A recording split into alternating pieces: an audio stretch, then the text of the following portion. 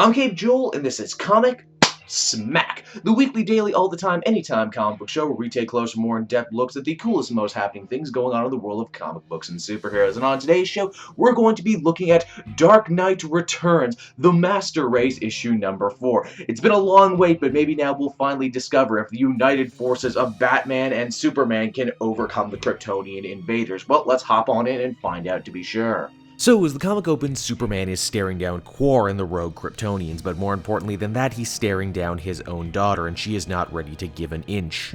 Friggin' teenagers, am I right, Superman? Laura desperately tries to get her father to join her and Quar, saying that the humans are not worthy of his protection, and that if they stand together, nothing can stop them. No surprise, Superman refuses such an insane suggestion, but here's the thing, he also refuses to raise a hand to his daughter, and because of that, he gets beaten. Again, and again, and again, so much to the point that he leaves a trail of blood all the way back to the Fortress of Solitude. All the while, Batman and Keri are watching this. Keri desperately wants to intervene, but Batman says no, this is something he needs to do. That something, as we quickly discover, is dye, because Quar ends up pulling out some sort of crazy black matter super weapon that encases Superman in rock and then gets blown away by heat vision.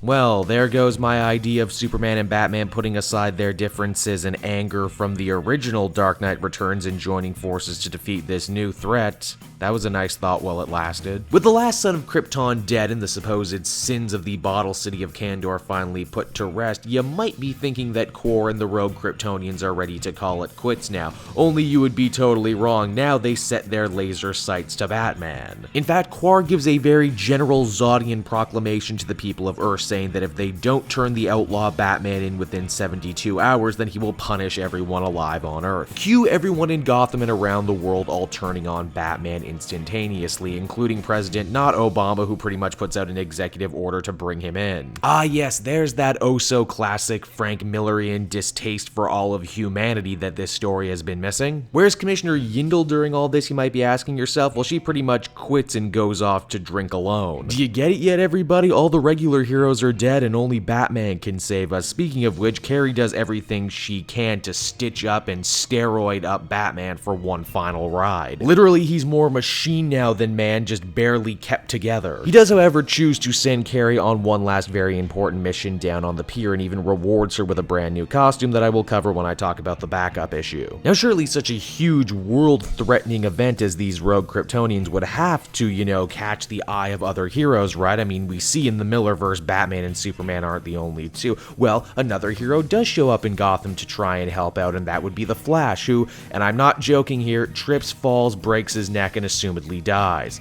Do you get it yet? All the heroes are dead and only Batman can help us. As the main story winds down, we check in with the Atom of all people, who continues to shrink smaller and smaller. However, as he gets to the core of what I can assume is being the universe, the answer to everything, however you fall on that one biblically, he thinks he may have found something that can help turn the tide of battle in the hero's favor. And now on to that backup story. Now, as I've mentioned before in these reviews, the backup stories for Dark Knight Returns 3 are absolutely 100% required reading, because they do indeed further the story. In this case, we follow Keri in her brand new Batgirl suit heading down to the docks in that special mission that Batman sent her on. Now, obviously, she runs into a lot of disaffected people, a lot of rioters who are scared right now what with the threat of Kryptonians, and Keri goes out of her way to help these people.